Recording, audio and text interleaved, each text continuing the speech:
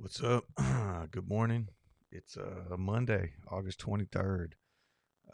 Up a little early today. Close out some of this stuff. All right, it looks like we're on. Hope the mic sounds good. I've been having some trouble. I got on after the stream on Friday. Joseph helped me out. We got on and kind of played with it a little bit. I think I got it figured out now. I didn't know how to work this thing, so um, starting to learn. But and then I made a video last night, and the volume was down a little bit, and I guess I needed to turn something else up. But I'm getting there. Um, Everybody who's joining so far this morning, thank you very much. I appreciate it. I know it's super early, but like I said last week, I couldn't sleep, so I wanted to, I figured if I'm going to be sitting here doing stuff at the computer, I might as well hop on and um, kind of see how it's going, see if anybody else is up with me. All right, so let's see here. Who is here right now? It looks like Ago's already here. I said what's up a little while ago. 6-8 Spindrift, what's up? Present Minds, good morning. Just looking around, it looks like the memes are starting to this could be nothing, or it could be maybe that they're getting ready to run. But let's see, so this is 1 o'clock. AMC was at 34.51 when it closed on Friday. It spiked up right at 1 a.m. and it's trading up about $1 right now. GameStop not as much, but still up about 80 cents. AMC looks to be up the most and getting the most volume right now. But Clove's also up. We saw a nice little spike. I think we closed at 775 on Friday, and we hit as high as 788, trading at 783 right now. Not a lot of volume though. Almost 100,000 in volume. So to see how it goes. But I do think, for anyone who maybe hasn't seen that video that I put out, I think there might be something to that. Again, it wasn't my theory, but a couple people had posted some theories on Super Stonk and Clove and Wall Street Bets that September 9th, not necessarily that September 9th would be a big date, but that leading up to September 9th potentially could be where like all the meme stocks start to run. Why? The theory is something having to do with future rollover dates, which makes sense to me. But it could also be that, maybe covering before Triple Witching Day, which is actually a week later. So either way, though, it seems like it all lines up. At least it has for the last two rollover dates, Triple Witching Days, whatever you want to say. But either way, basically in March and June, all the meme stocks started to run a little bit, and we're back to that time frame again. One thing I do want to point out though, so somebody posted my video, my weekend update on Reddit, and I'm definitely grateful, for any time anyone's trying to help kind of get the videos out there and all that kind of stuff. But there was some responses on the videos, kind of like, man, I just hate when people post dates because it gets people excited, and I agree with that 100%. I kind of feel the exact same way. Like, my intention's never to say, hey, this is going to happen this week, get all fired up and go buy a bunch of calls or anything like that. It's just, and maybe sometimes I come across in that way, but really, I just want to, point out what could be happening, and if we could learn from that stuff. Like, for instance, let's say we do get a nice run in the next 2 weeks in all the meme stocks. Well, now we know that at the end of November, we can expect to see that again, because this would be the third time now. Or, when we have an options chain that's completely loaded like it was on August 20th, that doesn't necessarily mean that we're going to see a gamma squeeze, but it means that the potential exists. And I think that, I'd rather know that than not know it, right? So my intention's never to, like, hype people up and sell anyone any sort of false realities. It's just to point out what's actually happening, and the potentials that exist. Let's see here. Mansoor, what's up? Good morning. Seven Leaf Clover, good morning. Badass Leader, what's up? Good morning. Noah, I'm assuming that's Noah. That's the way I'm pronouncing it, at least. But good morning. Thank you for joining. Um, Appreciate everybody coming in here early this morning. And I'll probably bring that up again, too, when we get some more people signed on a little bit later on. Just, because I do realize that sometimes, um, putting out a video or making a post on Reddit or something, can get people hyped up, and the last thing I want to see is people losing their money, dumping it in like short-term options or anything like that. That's not the intention at all.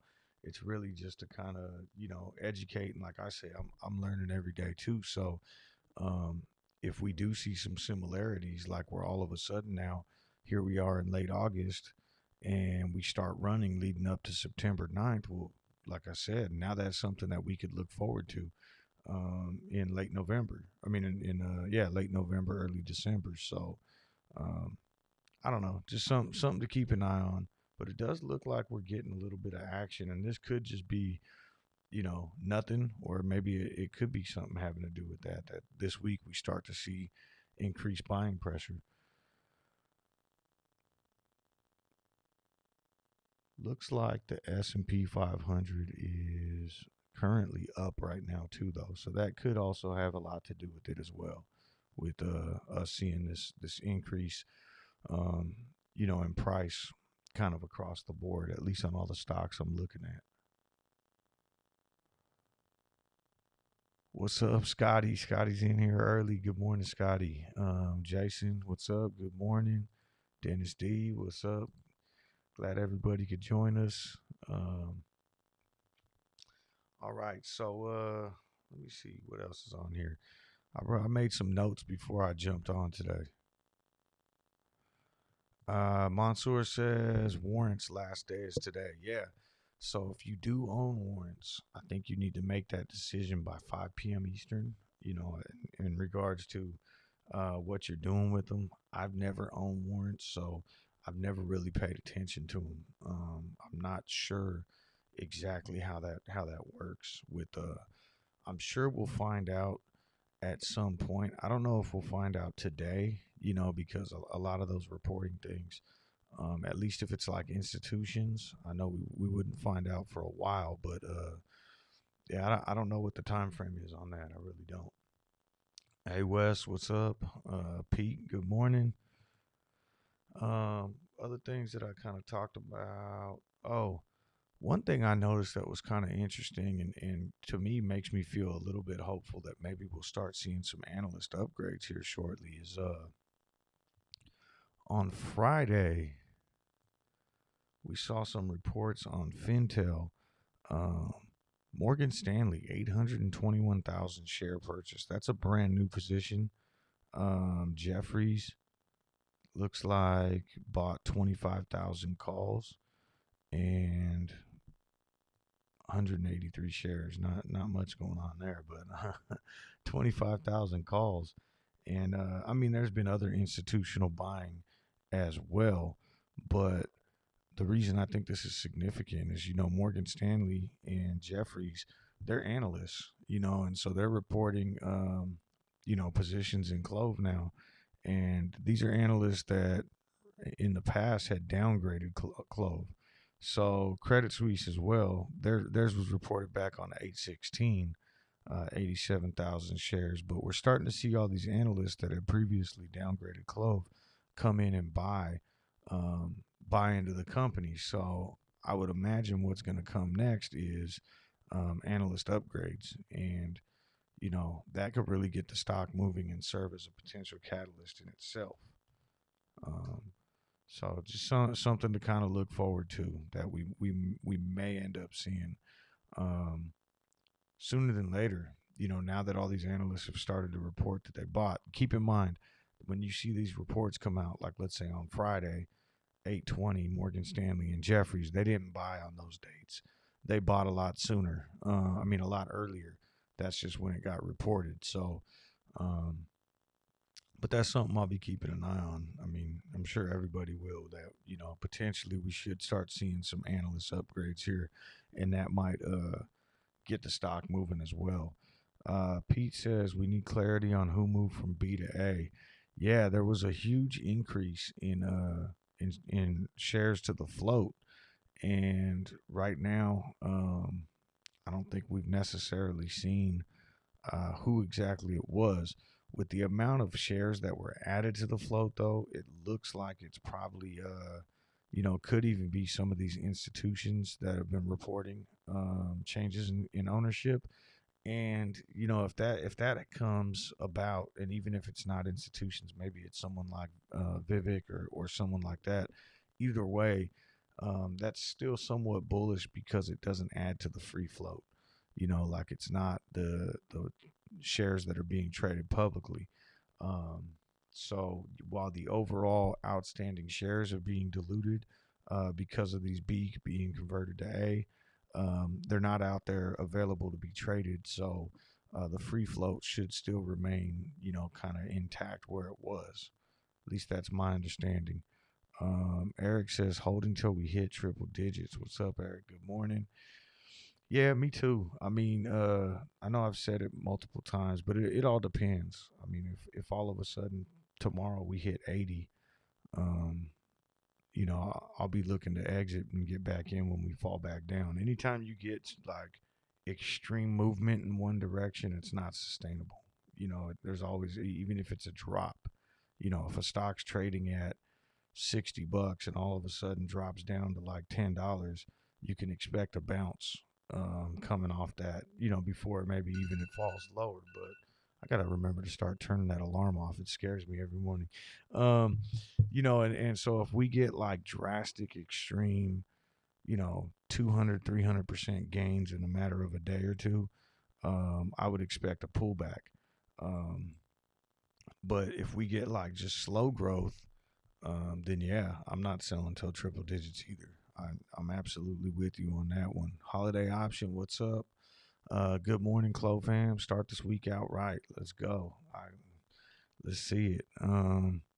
Yeah, Noah's saying up 3% in pre-market. We kind of dropped down a little bit now at 780, but it we did look to be growing in pre-market. AMC, I pointed out, is also up. GameStop's up like $1 or something, but either way, it does look like a lot of these stocks are starting to move. DraftKings is one that I'm watching right now. It's up about 50 cents. Um, but yeah, looks like a lot of stocks are up right now in pre-market. Um, and the S&P's up right now.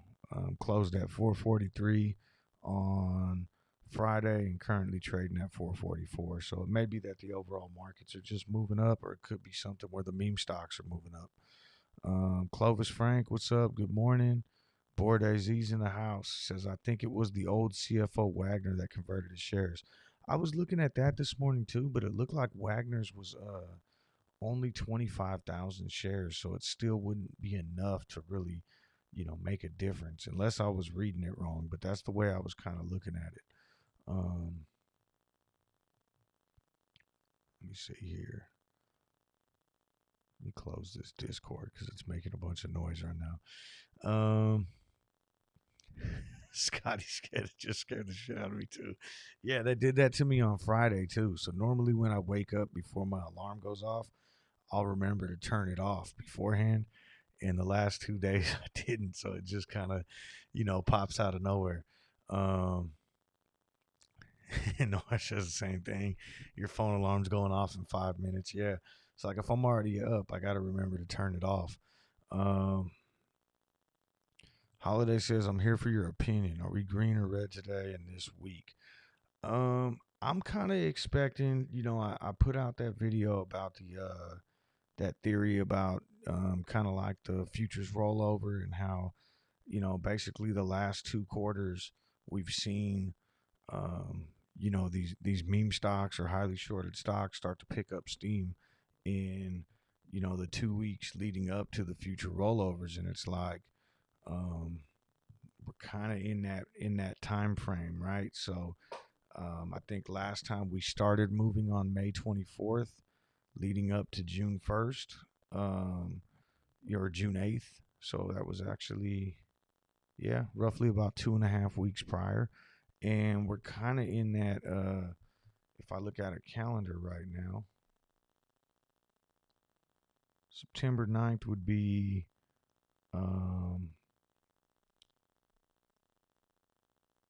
what, 2 weeks from this Thursday.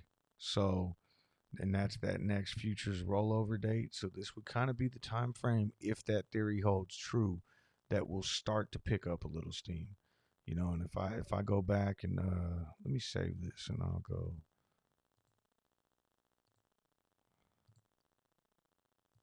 pull this up and kind of just show you what I'm talking about here. So, we kind of bottomed out here around May 19th. But if we look at when we really started moving, it looks like May 24th is when all the memes started moving. And that was right after the big options expiration that ended up being a dud, kind of like how last week was, right? And we ran from 676 that Monday to Tuesday, Wednesday, Thursday, Friday. Ended off that week around 749. So that's a gain of about 20% over that week. And then the following week, you know, ran from $7, finishing that Friday at right? Was that a Friday? No, this was the Friday. Finishing that Friday at 9, which was like a 30% gain. And then finally the next week is when we saw this huge price action. So it could be that we start leading up to this and this ends up looking like what, September 9th is. At least that's the theory that was kind of thrown out there. And it seems to make sense to me. I mean, we've seen it happen now 5 times, not 5 times. Sorry, I'm tired right now. I was trying to pull up my 5-minute chart, and so I said 5. We've seen it happen now twice with the meme stocks in both March and June. And so I could see it potentially, maybe there being something there. And if that's the case, I definitely would expect us to go green. We're also trading below max pain right now. So, I mean, and we've been trading at max pain for almost 3 months now. So basically since the June run up, at some point something's got to give. If you look at the options chain, this is updated now with Friday included. Friday's volume. We actually have calls outweighing puts at the 750 strike too. So I would imagine if that keeps up and more volume comes in, max pain's going to drop down to 750. I don't know if they can suppress this price, like keep it below 8 for too much longer. And so if we end up, getting back above 8, which I absolutely expect, probably even today, and then we start getting more calls in the money, let's say at like the 750 strike, and there's even potential there to get those $7 calls in the money. That's going to help to move the stock too, right? Because now what's been happening with this max pain number is we haven't been able to get calls in the money. They've been suppressing, the price to where, there's always more puts outweighing the calls. Right now, even we're going to open up today. It's not a lot. It's only a difference of 100, 5,200 calls to 5,100 puts. But we'll finally be at a point to where we have more in the money, more calls in the money than puts. And so it's kind of a good starting point, I think. And if we can get this $8 strike, get above there, we start to get a little lopsided. There's 4,000 more here. And while this chain isn't huge and loaded up, you come out here to September and it looks like they just added in these extra strikes this morning, the 850, 950, 1050. But we do have a lot of open interest here. And there's a lot of open interest throughout the chain. So the potential still exists there for kind of some big movement. I know I put on that video yesterday. Let me make sure I have this refreshed and updated. But on TRADYTICS is what I've been using to look at the entire chain. This $9 strike is pretty significant if we're able to get above there. So is the 10. And then, all these other ones are pretty big too, but the 15, there's 100,000 calls throughout the entire chain there. So that's 10 million shares is what that would represent if we were able to blow past 15. There's a lot of potential sitting in there, in the option chain still. Post on Reddit showing he did it. That was the CFO, right? Yeah. I think that was 8-9, but I don't know. I'll have to go back and look. And I know Al Trades has been following that pretty closely as well in terms of what those shares are. And I think the answer he came up with was it was definitely Class B being converted to A. But I haven't seen anything actually stating like who took ownership of those shares or anything like that. DJ Chartis, what's up? Kamal. Jason said, what's call options look like for this week? I just answered that, so I know I was. Let's see. Your pal Al, what's up? Good morning. Pete says the upside on this stock far outweighs any possible downside. Got to load up now. This thing's going to run. Yeah, and at the end of the day, that's kind of been the message all along, right? Is, whether we get a gamma squeeze or a short squeeze or anything like that, this stock trading right now at 8. I was saying this even when we were trading at 13. Like, it was a hell of a deal at 13. It was a hell of a deal at 10. It's a hell of a deal right now below $8. It's like this stock should be trading for much more. And this is something we've been saying before all the great news that came out about it. So, just buying this stock, and, we talked about it a little while ago, the potential for analyst upgrades to start rolling in. And all of a sudden, I think, I really believe this stock is going to be a millionaire maker just if you were to buy it today and just walk away.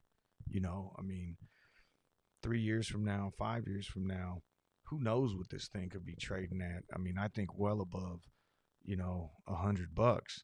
I think in the nearer future, in the next year or so, we're going to see this thing trading in triple digits on its own merit, and then when you start talking about well on down the road, if you were to just hold this stock and grow with the company, I think that you really can't go wrong from an investment standpoint. And that's why I've been saying from the start, like, if we squeeze tomorrow, yeah, I'm going to take profits at the top, but I'm coming back into Clover for the long haul. Like, I really believe in this company's long-term potential.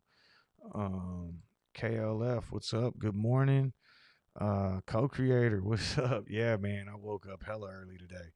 I don't know. I haven't been able to sleep, man. Julio, good morning. When are the FTD being released for Clove? Do you think it will cause Clove to gap up? So typically, I think we just got that new report right around the 16th. So the next report wouldn't be coming out, I think, until like the 1st of September.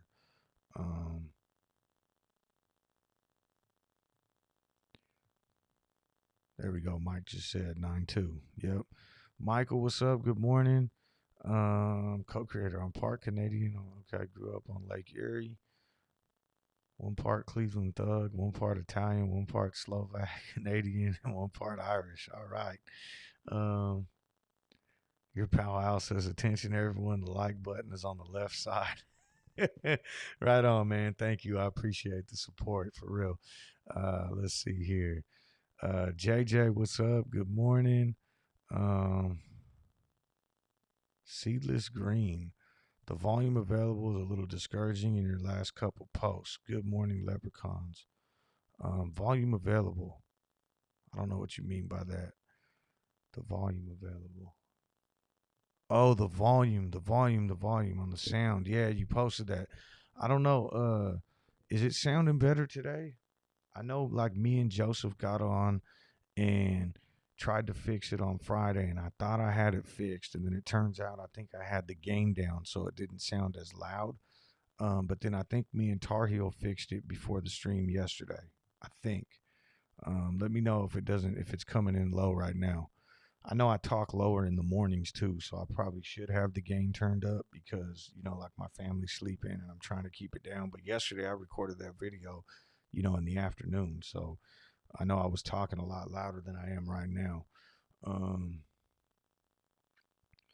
all right, so just checking this out here.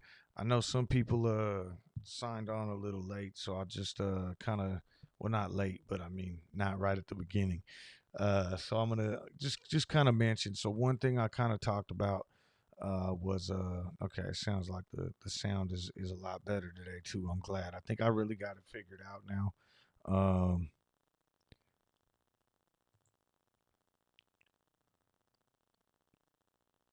yeah. So the video sounds like the video last night. Here, I'll turn it up a little bit too. Maybe that'll help. All right. So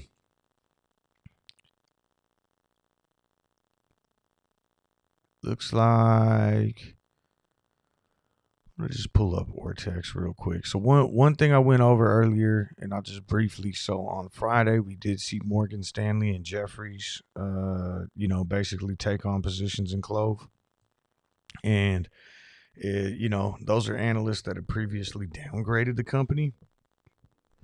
So my expectation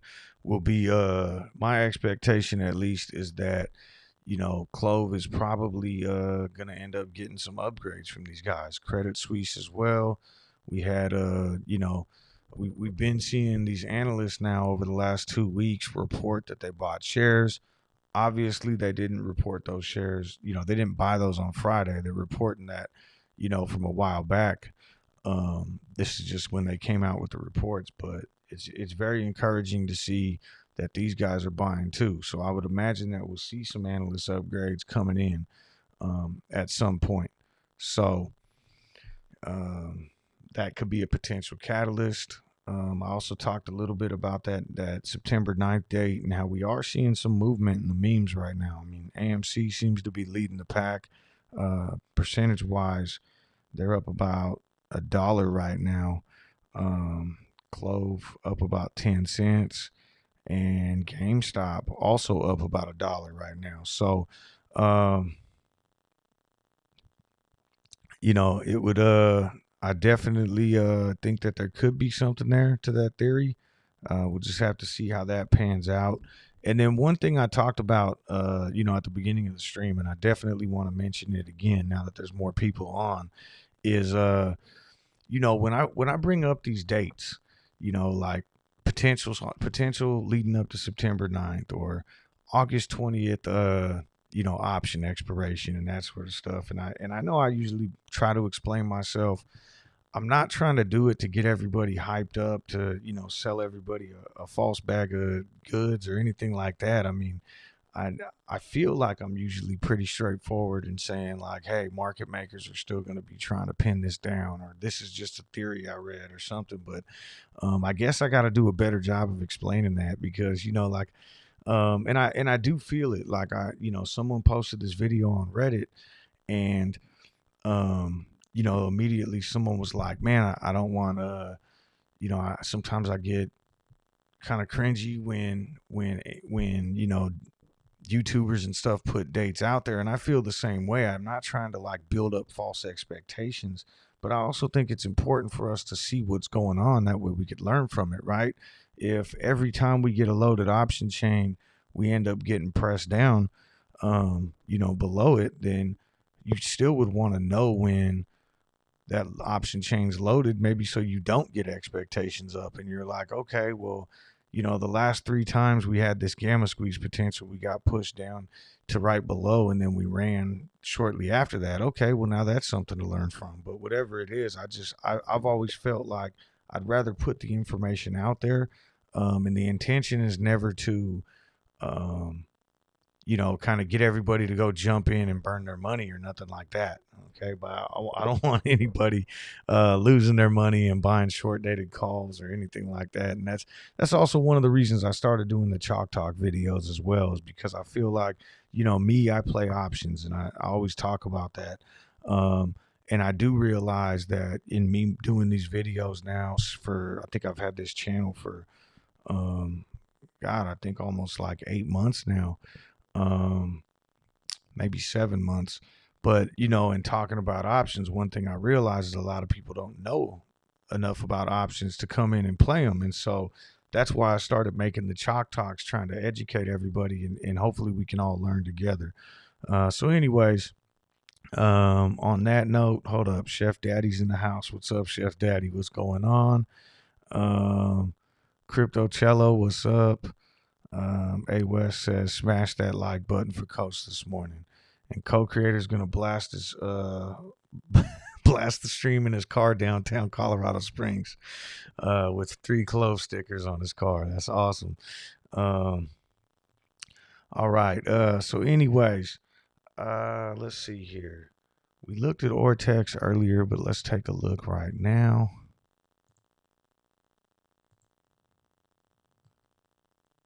I did say in that video yesterday we can expect to see about 57 million on loan, just based off the numbers. That's kind of where we're at right now. Cost to borrow slightly increasing, but if you remember back in June, I mean, we had that thing was up to like 100. Utilization, we're rising about 97 right now, so it's going up. So numbers are all moving in the right direction, although the estimated short interest is getting reported lower, along with the free percent of free float on loan, because the float increased, right? Still not sure what's up with those numbers in terms of where those shares came from or who owns them, but we have seen a bunch of places reporting an increase in the float. Kamal says 7,000 shares to borrow, then 30,000 now. Really scared. Okay, so let me see. That must be an iBorrow or Fintel. Let's look what that says.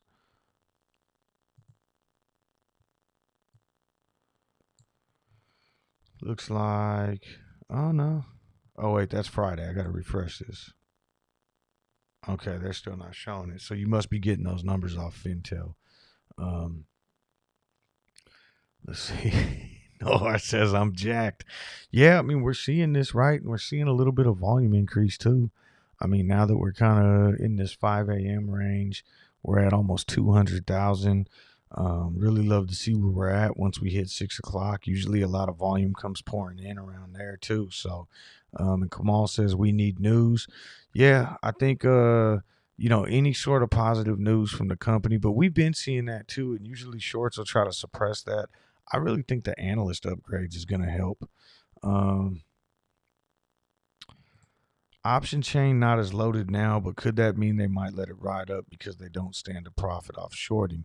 Yeah, potentially. I know Degenerate went over that a little bit last night. Like, if you just look at the options chain from Friday and how loaded that exact chain was, it made way more sense. Like, spend 50 million and I'm just throwing out random numbers, but to spend 50 million to short the stock down to avoid losing, 500 million if they were to let the option chain run makes a lot of sense.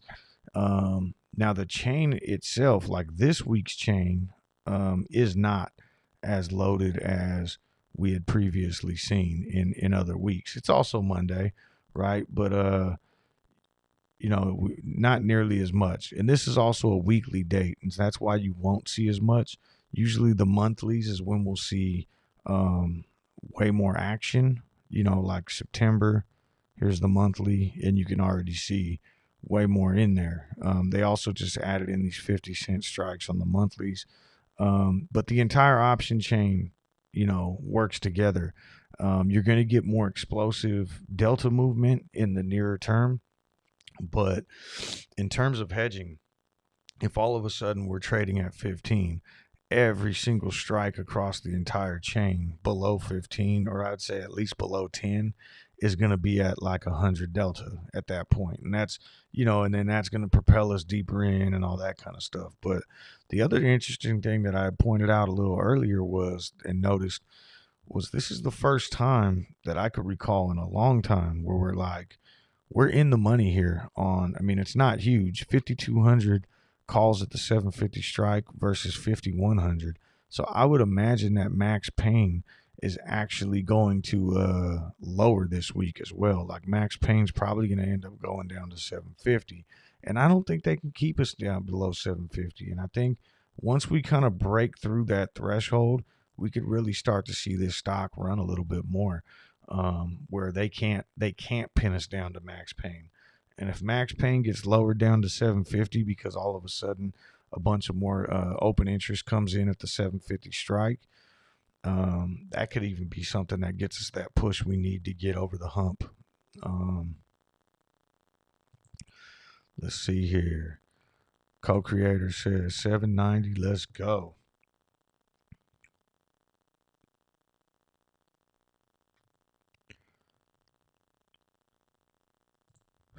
Your pal Al says, everyone say hi to Andrew Toy. You know he's watching this live stream in the Clover boardroom. He never misses Coach or Tar Heel. Hey, that'd be awesome if that was happening. The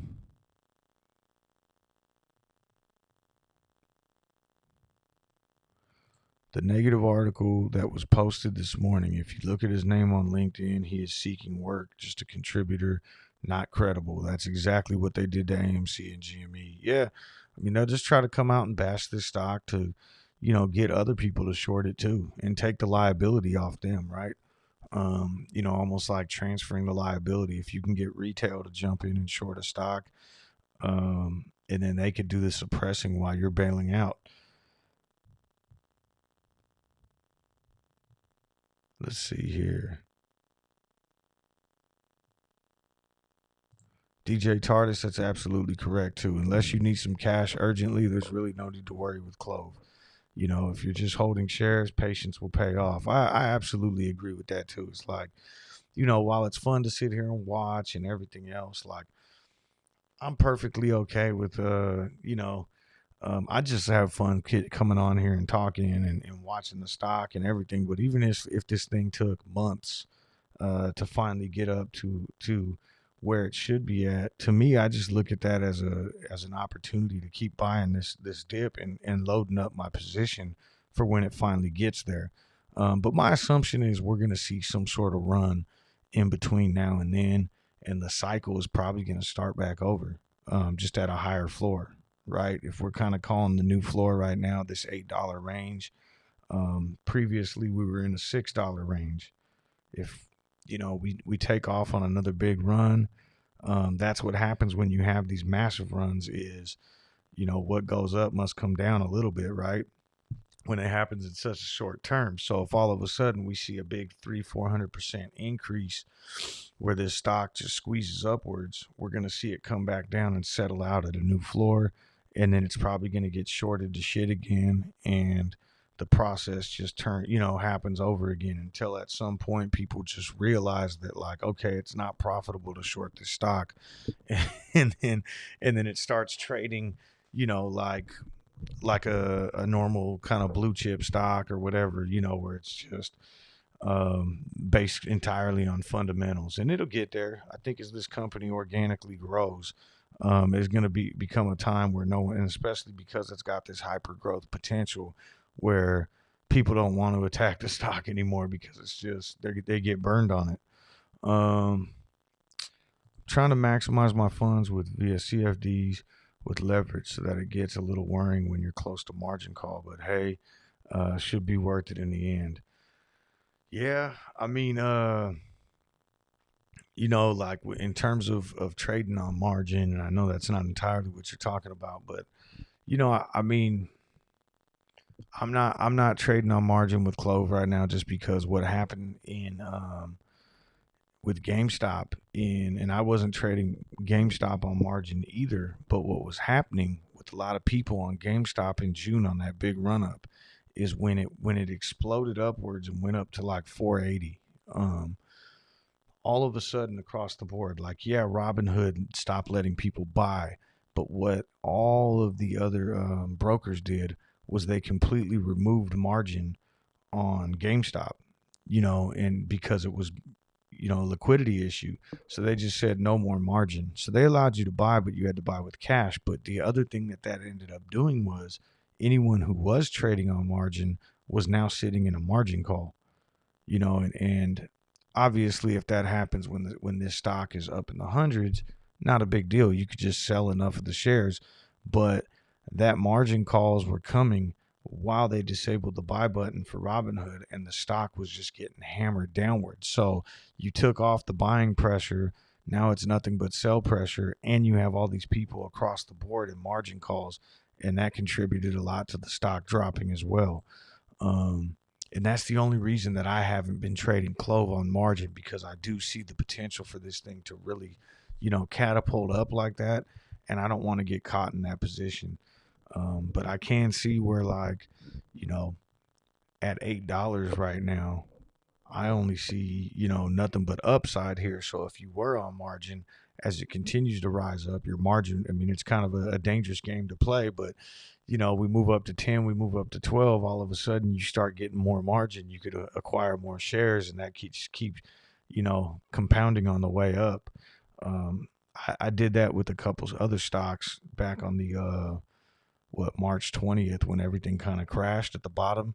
I got into some stocks on margin, and as they went up and started recovering, I kept adding on, and it ended up being pretty profitable. But that's also a very risky position to take on. Co-creator says, even if I need money, I'm not selling. I can't afford to sell at a loss.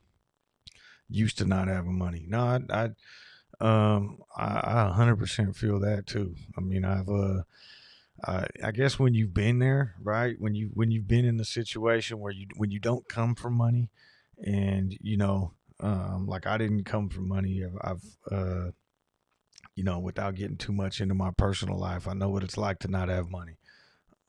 So, I think it makes it a little bit different, where it's like, I think that's the attitude that a lot of people have now. It's like, okay, well, I'm not going to sell for a loss. I'll just hold the shit until it comes back, especially when you have a strong stock that will come back. Let's see. Let's move up above Coach's chart. Yeah, I want to get above that that red line on my chart right there. Let's get that.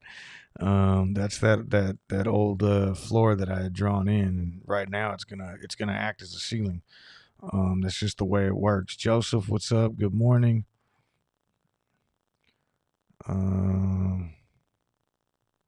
DJ Tardis says, my kids just have to get used to dry noodles. Yeah, that's how it happens. Big Daddy Roro's in the house. What's up? Let's see.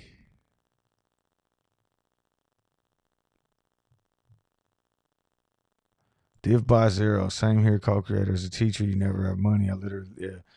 Hey, what's up, Div by zero too? Good morning. Appreciate you joining me, and fellow teacher coming in and checking it out before the day gets started. Right on. One thing I'll mention too before we get into the 6 o'clock hour and things start moving. So on Friday, I brought up that I started this membership deal for the channel or whatever. Just so and I know a lot of people. I'm not trying to ask for people's money or anything like that. It was just something that came up because it kind of feels weird for me to turn this on without having a lot to offer. But some people were asking how they could support the channel, and so I threw it out there. And if you're not in the position to do it, you're not offending me at all. I don't even expect anybody to join the channel membership, but I did throw it out there. And the reason I'm bringing it up now is because I was sitting here talking about it all day on Friday, and then I realized at the end of the stream that I didn't actually turn it on. So I did turn it on near the end of the stream on Friday. There is a membership option on the channel now, and if I ever do get when I get the merchandise store and stuff up and running, that's something that there'll be a discount for members. The other thing that I put on there is I think you get like custom emojis in the chat, and I'll try to add on as much as I can just to make it worthwhile. But one thing that I do want to do, just to say thank you to everybody who did join for a membership or does in the future, is I'm going to try to do like a chalk talk thing at least twice a month. Maybe we could, if we get more members, it could be something that we do once a week, probably in the evenings, but a live stream where, you know, members can come in and ask questions, and it's more of like, instead of us sitting here covering a stock and talking about short data and all this, we could get down to like learning about whatever it is anyone wants to learn about, whether it be options or, you know, dark pool questions or day trading strategies, but more of a smaller setting where, you know, I could really focus on the chat. So anyways, that's there. I hope it's there. There's a join button, I think, on the front page of the channel. So anyways, there's that spiel. Let's see. Dream Volted Fashion says, get ready. Yeah, we're right there. We're sitting there at 792. Not a lot of resistance here either, you know, not nothing that like what we've seen in the past. And it does look like GameStop starting to move upwards now too. You know, so it could be that, you know, we're starting to see these runs. Looking at BlackBerry, looks like it's getting a little bit of action as well. But the market overall is looking to open up today too. Justin, what's up? Good morning. Christina, good morning. What's up? How early were you in on GME? So I was reading DFV's posts for probably about a year. And I mean, the dude was just like adamant about it, you know, and I mean, there was people telling him to sell when GameStop went up like 30%, 50%, you know, and the dude was just like, nah, man, I see, you know, basically he had his thesis and he was, you know, in on it. And it didn't really gain traction until the short interest report came out. And then people started seeing, not only because DFV was never about a short squeeze. For him, it was just an undervalued play. And, you know, once the short interest thing came in with his posts where people were starting to see that he was right about it being undervalued, like being basically what you know, kind of like where Clover is right now, where like this stock should be trading for more than what it's trading for. I mean, this is back when it was like $3. I didn't get in there, but I was watching, and then I saw it go to like 10, and then I saw it go to 30, and that's when I jumped in. And I rode it all the way up to 480. I sold a little bit in pre-market in the 5s, but then I was holding to see it go higher, and it should have went higher if they wouldn't have had all that BS going on with it, you know, with Robinhood and everything else that I just kind of described, with like margin requirements getting increased and basically turning off the buy pressure. And I ended up holding into the 200s, and that's when I sold. I mean, that's still like almost a 8 times profit I think I got out of that. But I mean, it could have been way more if I would have unloaded everything in the 4s. And then when it fell back down to 40, that's when I reestablished my position. So I got back in February in like that $40 to $50 range. And I've added on a little bit in the 160s, but I haven't sold on the last 2 run-ups to 350. And that's why I say, not to get off topic, but that's one of the reasons why I say now, just learning from, you know, the past, like with these meme stocks, this is all something that's somewhat new in these squeezes. And it's like seeing GameStop go up to 350 twice now since January and getting held at 350. I've been pretty open with this. Like, I have a lot of friends who are in GameStop and everything, but if it goes up to 350 this time around and catches resistance at 350, I'm exiting. Doesn't mean I don't believe in the squeeze or anything like that, but you know, I'm gonna exit if it hits 350 and falls back down. I'm jumping out. And then I'll just reestablish my position again when it levels back out. And that's the same way I feel with Clove. I mean, I've seen it happen with AMC now a couple times, and we saw it happen with Clove last time.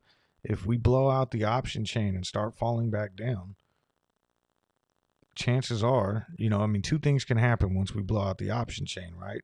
We're either going to continue moving forward because it propels into a short squeeze, at which point I'll still be holding my shares. But if all of a sudden we start falling back down to where we're going to get into that reverse gamma squeeze, which we saw last time and AMC's experienced on their multiple gamma squeezes, I'm going to jump out and then I'll buy at the bottom. I'm sure the bottom will be a little bit higher than right now where we are at 8. I think every time that happens, we'll find a new bottom. But, I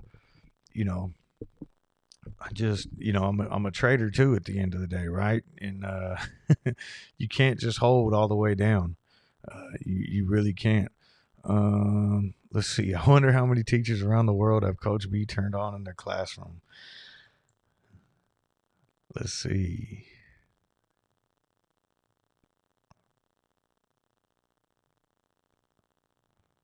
Julio says, let's all support the channel and coach. Yeah, Julio, I think you were the first member, Julio. I don't want to get that wrong. I mean, I know there was a couple other people too, but I think you might have been the first one from what I remember last week. Let me see here.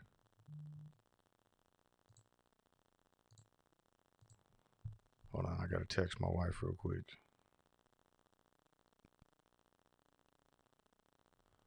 Also, I do want to mention too that today is my kid's first day of school, so I'm gonna sign off as soon as we get to the bell, just so that I can go kind of help get them ready, make sure they get their breakfast, kind of send them off and everything before they leave. So today my intention is to sign off like right when we hit the opening bell, maybe like 5 minutes after, just to kind of see what direction we're heading in. And so I am going to get off a little bit early today.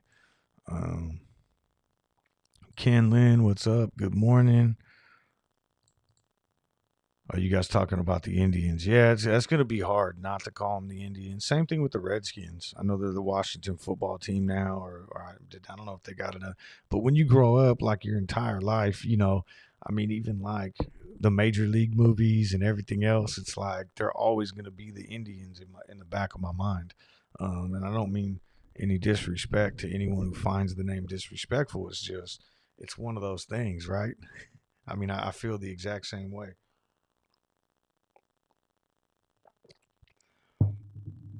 All right, let me see here.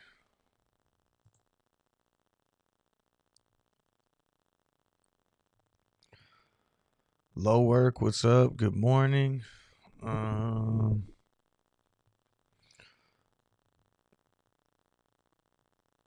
Co-creator says, I'm used to rooting for the underdog my whole life living in Cleveland.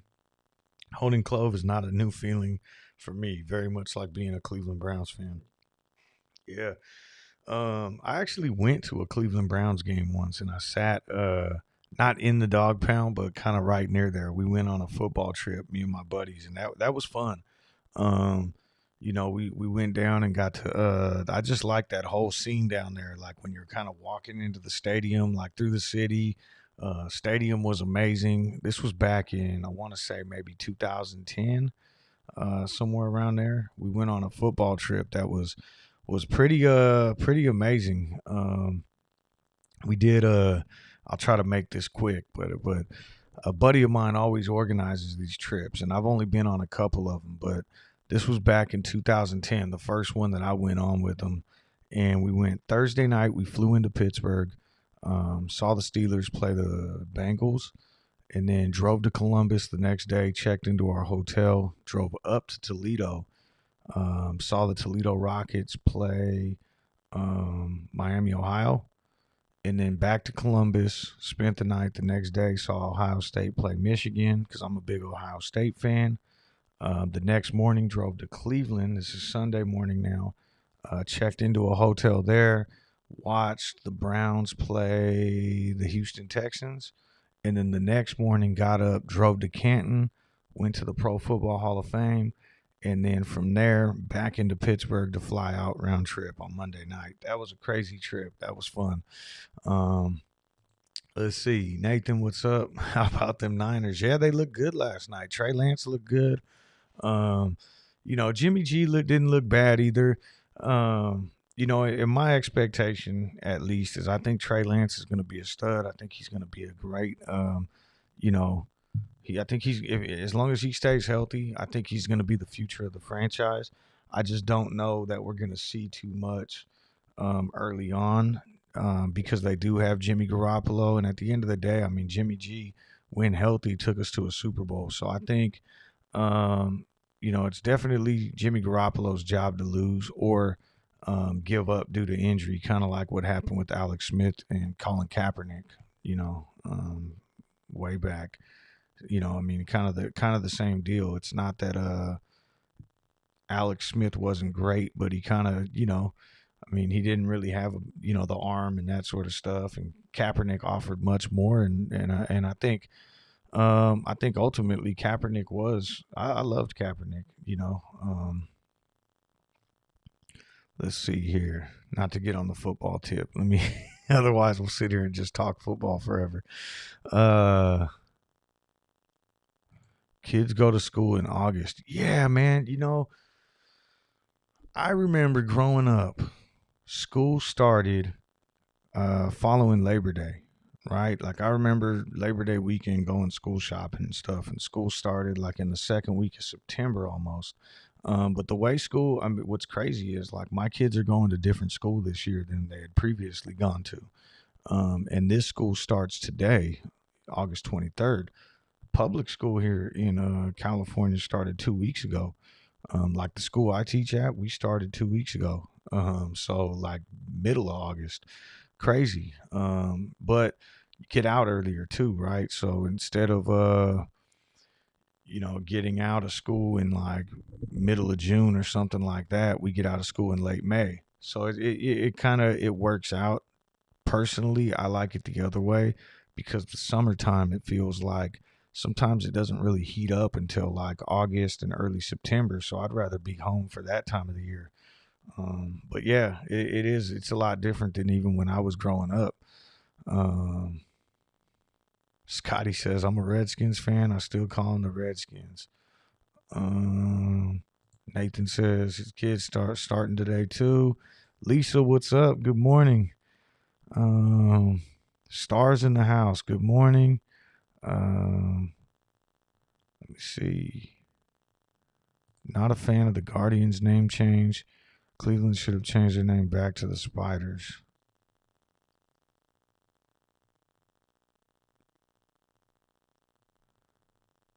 All right. Dan, what's up, Dan?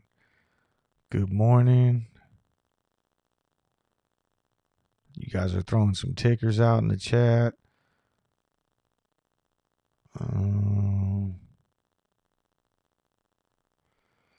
Are we seeing more of a rotation into crypto, or will the markets kind of rotate back this week?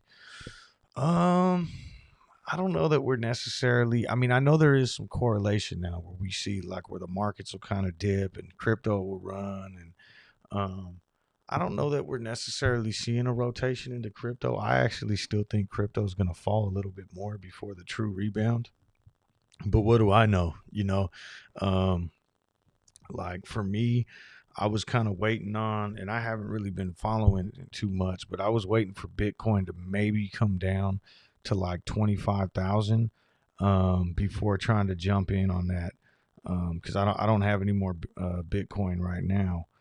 I actually got lucky and sold off a little bit before the last kind of downturn, but yeah, I don't know. I'm thinking there's still going to be some more pullback in crypto.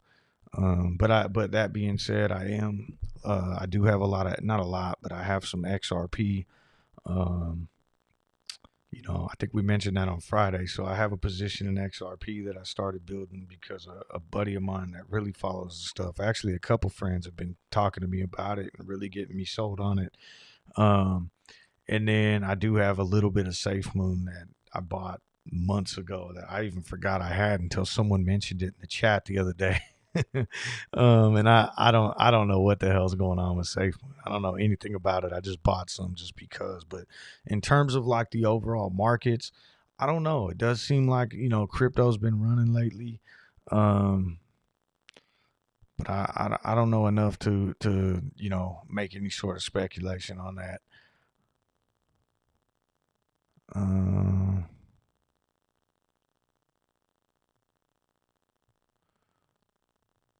Seems like everyone's chasing crypto. Yeah, no, I agree. And they could be bull traps too, right? Where all of a sudden people start chasing, buying them in, and then we see another kind of rug pull. But I would imagine that it's going to maybe go down a little bit more before we start seeing it bouncing back. Let's see here. Um, Michael, that's funny. Because I've referred to them as that too. Uh,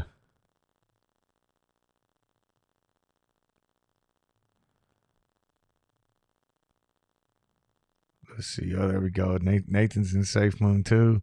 The number one whale in Safe Moon has been selling off, so it's been holding the price down. He's sold out now, and it's going up. Okay. See, I don't know anything about it. That was one I got into because, again, some of my other friends, different people that were telling me about XRP, were like, it's so cheap that if you just get in and it goes up to like not even a penny but moves a decimal point, you could 10 times your money and all this stuff. And I'm like, you know what, I'll buy some. And then I like the fact that it like always adds on to your I guess the way that SafeMoon works is like whenever other people sell, they pay a sale fee, and then that goes to redistributing all those coins to like anyone who's holding something along those lines. So like I never really did any research into it, but bought a little bit just for fun, just to kind of see what happens. Um,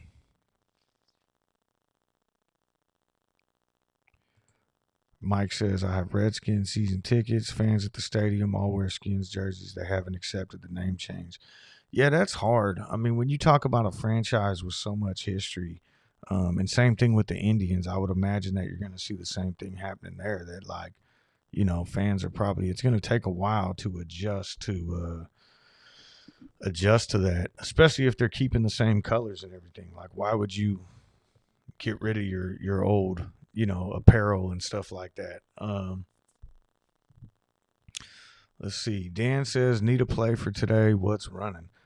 You know me. I mean, I haven't really been, when I'm doing the stream, I don't really watch much, but I did. L Train sent me something earlier that said Orf was moving.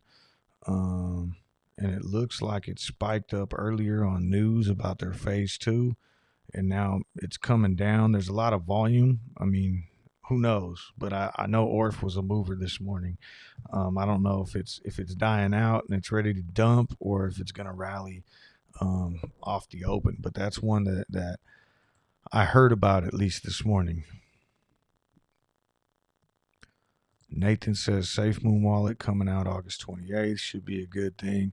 Damn, Nathan, I might have to get with you offline just to see what's up with it, because I don't know much about it. But like I said, I know I do have some, so I haven't sold any, and really, because I don't even know how to sell it. Um, but and based on what you're saying, I'll probably just hold and see what comes of it.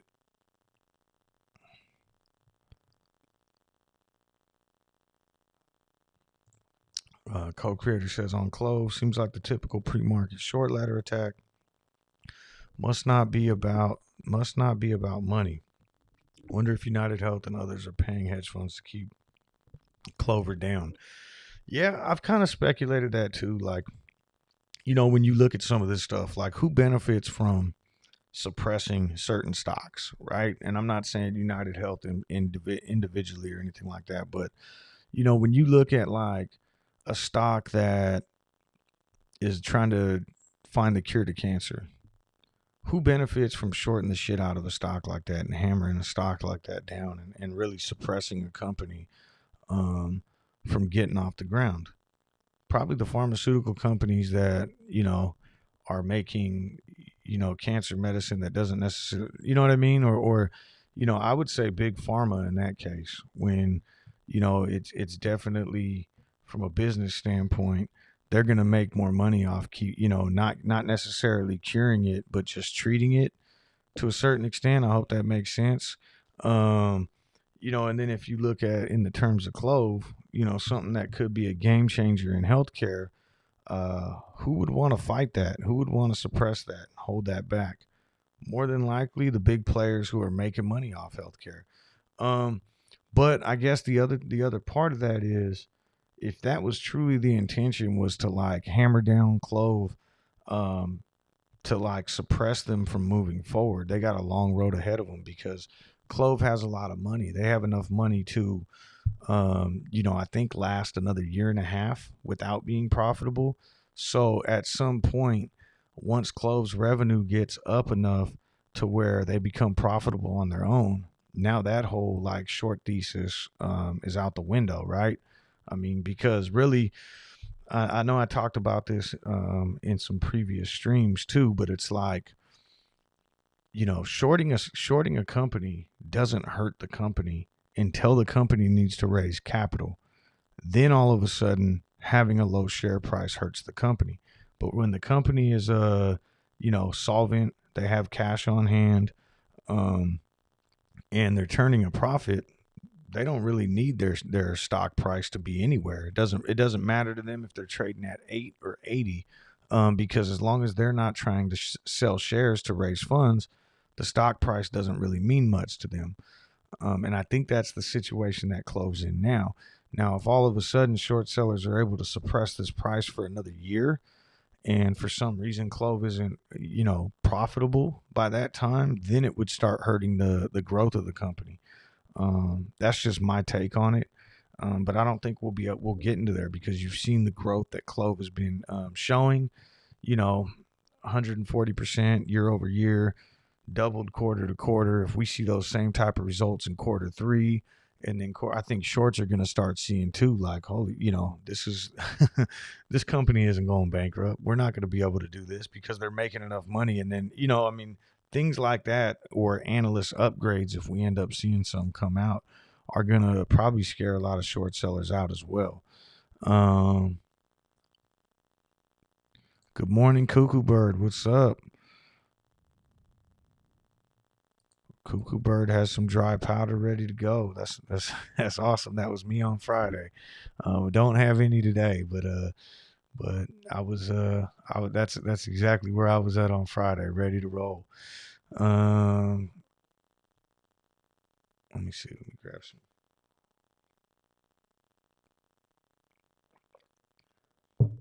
So anyone who's joining, just joining this morning, I did say a little while ago, today's my kid's first day of school, so I'm only going to probably stay on here for about another 20-25 minutes, and then I want to go kind of help get them ready and see them off and all that kind of stuff. But moving forward on the future days after we kind of get this settled in, I'll continue to go a little bit longer, but today's a little bit different, so I will be signing off a little bit early today. It does look like, in regards to Clove, we did kind of see this spike, got up to 792. I would imagine that, $8 is going to be a resistance level. It was acting as support for so long that we may see a little bit of resistance trying to get above 8. And then if we can, it'll come back and start acting as support again. In terms of, Ortex, it looks like not a huge amount of shares being borrowed this morning. A difference of 200,000, so nothing much happening there. iBorrow desk is, we haven't looked at that yet today, but it's showing 200,000 shares available after 750,000 were available on Friday. So another 550 have been borrowed, but there's not a lot there to borrow either. Also, when we look at Ortex, if you remember, back in June, the highest number we ever saw was 61 million. Right now we're at 57 million, which tells me that potentially there could be 4 million left. However, that those numbers change, right? So the available shares to borrow is really based on who wants to lend them out. I would imagine between June and now, not only has retail came in and purchased up shares, we've seen a lot of institutional buying on shares. And if some of these other institutions that grabbed, that came in and bought Clove are not willing to lend them out, it could be that, we're almost to the top of, what's available. There may not be 61 million available anymore.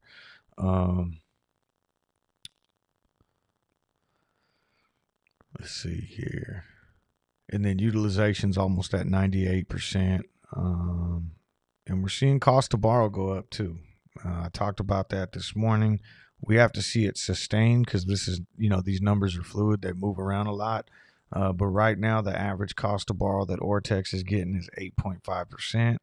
That's a huge increase. But then on the low end, there is a broker out there that's, going for 0.5%. So, but as we start seeing these numbers increase, cost to borrow, especially utilization, get up to like 99 or 100, if that is to happen, that basically means there's nothing else left, and people who are holding short positions are paying out their nose, and that's when we'll start seeing some covering, which could potentially springboard us, into some of these numbers in here on the option chain.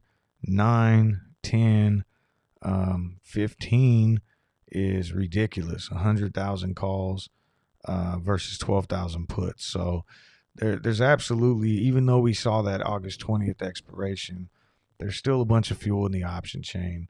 The short interest is, or I guess not really short interest, but the shares on loan, the cost to borrow, all that stuff's going up. We're still in a great position. And I think more so than anything, what I want to keep mentioning, because is even without these squeezes, this stock right now is on sale. I mean, I really think, I can't stress enough that, and again, I was saying this when we were at $13 and I believed it then, and I'm saying it at $10, and now I'm saying it at, the $8 range. This stock is grossly undervalued right now, and it's only a matter of time, I think, before we start seeing analysts start upgrading this stock and the rest of the market sees how undervalued it is, and that's when we'll really start to see maybe a potential catalyst, and really start to see things move. Why do I think that analysts are going to start changing their mind on this stock? Well, the analysts have been buying it up. We just saw that Jeffries came in and bought Clove shares and calls. We just saw Morgan Stanley came in and bought almost 1 million shares. Credit Suisse came in, I think, and bought some shares. So all of these analysts that previously were down on Clove now just reported that they opened up positions in Clove. So I would imagine that we're going to see some analyst upgrades coming in the very, very soon future. Peter Meekus, what's up? Thanks for joining. Appreciate you coming in.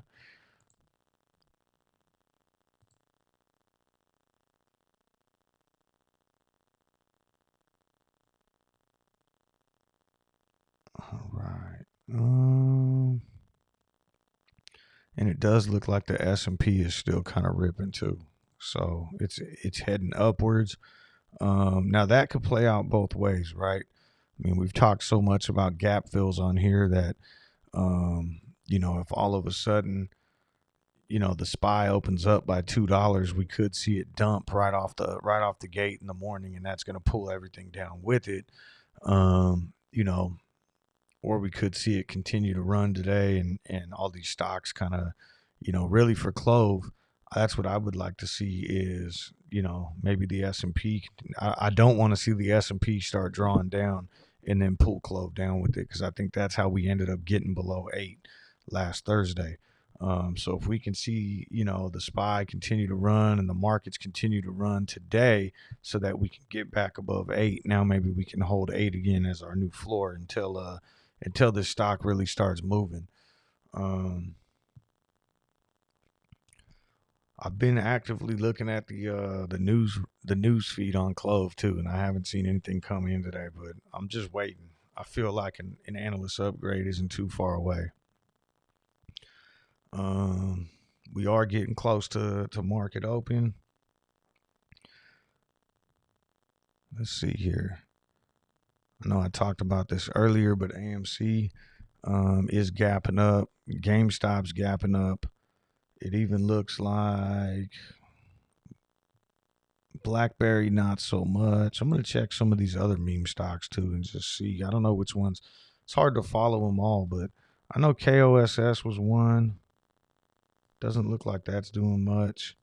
Um, but I did just want to check just to see if it was, if this is just the markets are pulling up or if this is kind of like, the memes are starting to rise. Looks like BlackBerry's moving a little bit. Space is another one.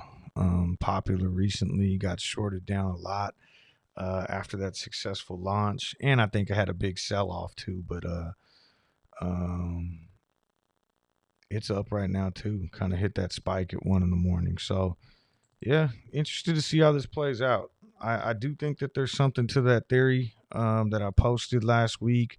That I again not my theory, but I do think that there was something to that. That we could potentially start seeing some action in the coming weeks leading up to September 9th. Sacktown Finest checking in. Good morning. Says, let's buy the dip. Tim says, could you explain what is a sweep trade in simple terms? Yes. So, when you see call sweeps, and that's right, Joseph, I forgot about that. Space company sold like some, I think Branson and some other people, they diluted the float a little bit, and then they also came in and sold their shares off after that successful launch. I forgot about that. I remember Target short sellers talking about that too. So when you see a call sweep come in, typically that just means, like, let's say at the $9 strike, let's say that you saw a call sweep, whatever was available, whatever is, if you look at a level 2 order book, there's going to be kind of like how you see here, on the regular shares, you see like how many people are trying to sell, how many limit orders are out there.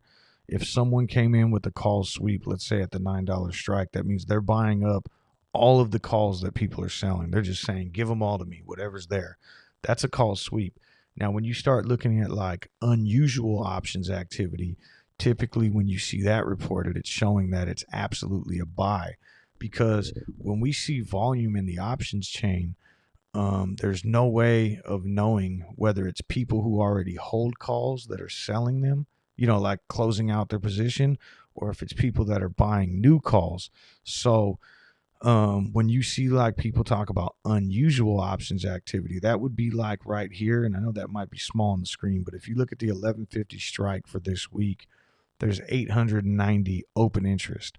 So if we see anything above that, like let's say today we see one call sweep come in at 891 in volume, that would tell us that there's no way that that was people selling. That was a buy. If you saw an order for 1,000 calls come in at the 1150 strike, then you would know that that's someone bullish that's buying, because it outweighs the current open interest. So there's no way that it was someone selling. Now, on the flip side, if you see someone come in and you see a call sweep get reported of like, 300, the volume is 300. Well, that could just be someone dumping their position, right? Because we already have more than 300 calls, at that particular strike on that particular chain. I hope that makes sense.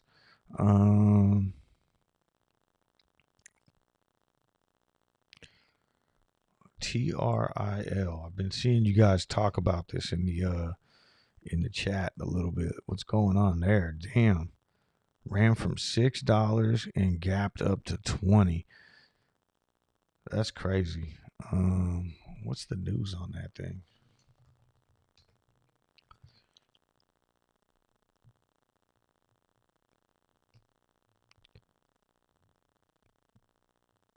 Pfizer triples down on Trillium bet. Huh. Those are one of those ones where it's like if you're in at 6 and you were holding this stock, that's huge. But where if you're like jumping in here, and this is where I always get scared jumping on something like this, jumped up to 20, and now let's say you saw that and you're like, oh shit, it's gonna go higher, and you got in at 18, and now it's trading at 17. It could continue to run. It's just I get scared. I know I always say that. I get scared playing some of these big ones. I feel like more often than not, it's going to try to gap fill at some point. That's a large gap to fill, though, which tells me that, this might be one of those 1 out of 10 times that the gap doesn't go.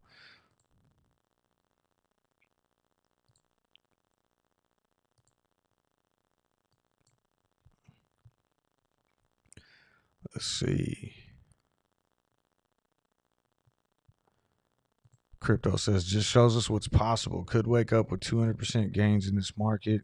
We could be up any day. Oh, yeah, that's what I was saying. Like, if you were in ahead of time, at $6, then I mean, shit, you would absolutely you'd be looking good. And it's like, even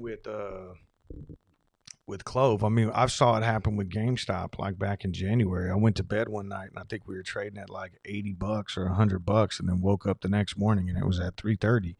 And that's absolutely possible in a stock that's as volatile as this one with this type of short pressure. And all it takes is one news article, maybe one upgrade, anything like that to kind of get the thing moving. Can you speak briefly about warrants? What are they? How would they affect the price? So, again, I've never played warrants before, so I'm not, an expert in any means at it or anything like that. I don't know much about warrants, but what I do know this, it's kind of like an options contract with a set expiration date, right? So a lot of the warrants that were sold, I think, were going to expire in 2030. And it's basically like you're buying warrants now, and it gives you the right to redeem at a specific price down the road, like convert them into shares. But the company redeemed those warrants early on a cashless basis. And basically what that did was, as people redeem those, now their warrants are going to be converted into shares, but it's going to have less of a dilutive effect on the stock because they did it early and they did it on a cashless basis. Great for the company in terms of keeping the float smaller. Great for investors because, again, it's keeping the floats smaller. It's not diluting. In terms of warrant holders, I don't necessarily know that it's bad, but it wasn't good, right? Like, good for them would have been, let's just say, potentially I owned 1,000 warrants. Well, if I would have been able to hold these until 2030, I would have ended up with 1,000 shares potentially. But because of this, early redemption, now I'm only ending up with like a dollar for dollar for the most part conversion into shares, if that makes sense. So where warrant holders had the potential to like make out with this way bigger amount of shares than they initially bought into, dollar wise, now they're just basically getting the dollar for dollar equivalent of shares. That's just like in a nutshell, I think, what it is. Ecotab says PFE taking off too. Yeah, you know what? I was talking with some friends about that over the weekend that I thought that might be the case. I mean, not only with the Delta variant on the rise and everything else, but I think we're going to see Pfizer kind of run a little bit. I did see some interesting stuff this weekend. I'm on a group text and someone sent out some information on there that like basically, and I don't know how true this is, so maybe I shouldn't even mention it, but like basically the person who assigns FDA approvals and all that kind of stuff, I think has some sort of recent connection to Pfizer. And so this was on Friday. I got that text and they're like, watch, Pfizer's gonna all of a sudden get all their stuff approved. And sure enough, I think I saw on the news last night that Pfizer is the first COVID drug to get FDA approval. So yeah.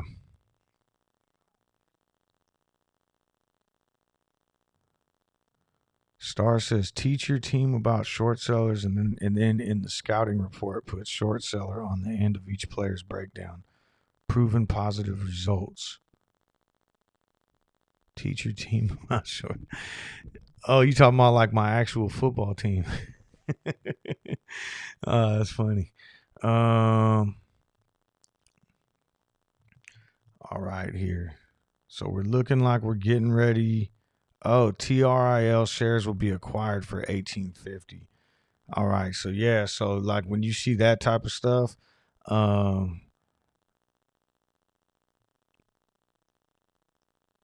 so I would imagine that it's probably going to at some point level out there. So if it's trading at 17 right now, you could probably get in and ride it up. It's at 17.70, so that puts what 80 cents of profit in there if you were to buy it right now. I think, obviously not financial advice, but you're probably going to see it bounce right in between there as people jump in.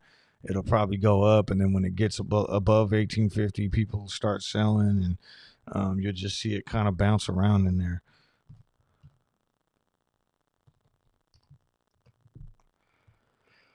Your pal Al says warrants don't normally just convert into shares. You normally have to put up new money to buy the shares at the strike price. Yeah, that's that's exactly how an options contract um, works too. And that's what I was saying. They're kind of like options in a certain sense. That's the way I've always understood them. I've just never done it. And I even remember, people talking about warrants on this stream a while back, like, before the first June run up and like, hey, um, what do you think about warrants? Should we get into those? And I've never done them, so I don't really understand. Taking the time to really understand all the intricacies of them and everything like that.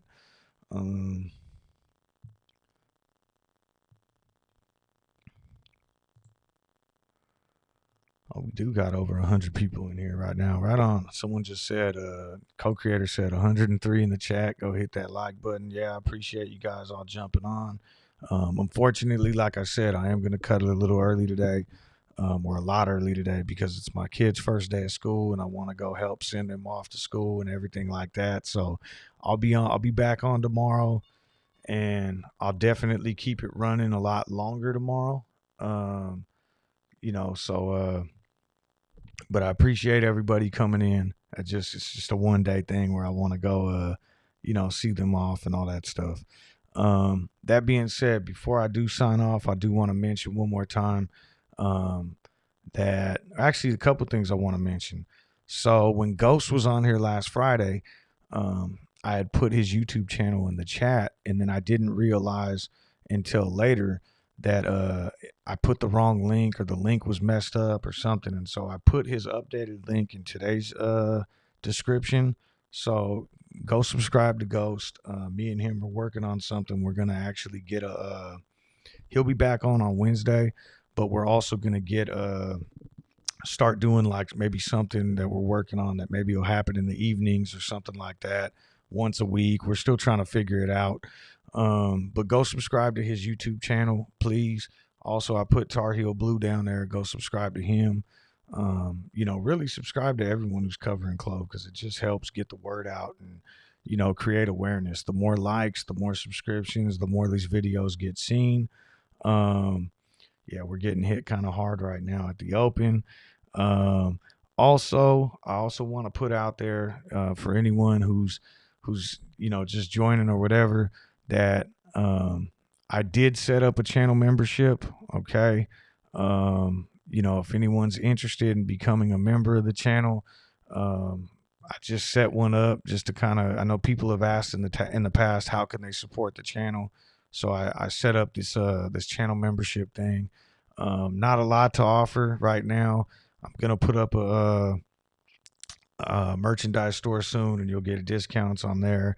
There's some other little perks that you get for like the chat, like custom emojis and things like that I'll be adding in, and badges.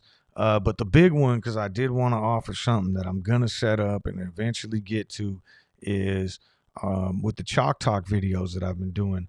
Maybe I'll do like a Chalk Talk stream either once a week or once every other week, separate than this, like in the evenings when everybody can be on there. And that way members can come in and we can kind of just like talk and get more one-on-one. Maybe I could answer questions that you may be having that I'm not covering on the Chalk Talks, or just questions about your own plays that you're into, and how they work or whatever. So, anyways, that's something that I'm working on. But there is a membership button available on the channel now, if anybody wants to join. And I'm seeing that a lot of people are actually joining in right now. And now I feel bad about signing off. SRT, what's up? Faith, thank you for coming in. I appreciate it. Devin, what's up? And G Surin, good morning. So yeah, so I'm actually gonna be signing off here now because I gotta, like I said, first day of school for the kids, and I want to go help them out. Hopefully, we close above 8. Make sure you guys go check out Tar Heel Blue this afternoon. He'll be I think probably getting on sometime around 11. That's 11 my time, so 2 o'clock on the East Coast is usually when he's been getting started. But that's also why I always say it's important to turn on the notifications, because like this morning I started at 5 a.m. And Tar Heel sometimes will kind of do impromptu streams like shit. On Saturday I was just kind of at my house messing around and I saw he went live. So if you put the notifications on, then you'll know exactly if you want to jump, catch a live stream kind of, as it comes out. All right. And Freak, what's up? Yeah, I know. I started super early, but I also got to end early because got some stuff to take care of this morning. But thank you guys all. See you tomorrow morning. And I'm going to try to make it a point to do 5 a.m. now. That's 8 a.m. on the East Coast. I've been up anyways, and it seems like people are up, and I've been getting a lot of people jumping on. So I'm going to really try to, start getting up and making sure to make this a thing now where I just start an hour earlier and continue this thing going. All right, you guys have a great day.